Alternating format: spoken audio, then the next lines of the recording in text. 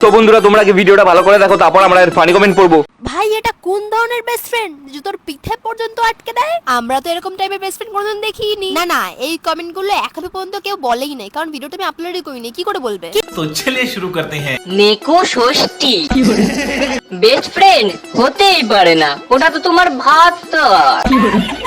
Best friend না না নাং, পিতা না না পিতে, তোর প্রেমিক পিন্টু এটাই তো ওর কাজ, সব ভিডিওতে হ্যাঁ করতেই হবে ফালতু।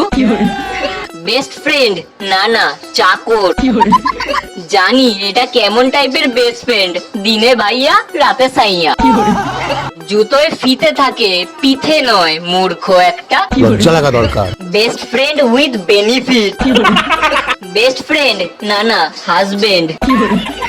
উত্তরে তুমি বলবে যে এখন বন্ধু বলছি, পরে তাকেই আমি স্বামী বানিয়ে নেব। আমার বাড়ির শিক্ষাই এটা, বলে দিও সবাইকে।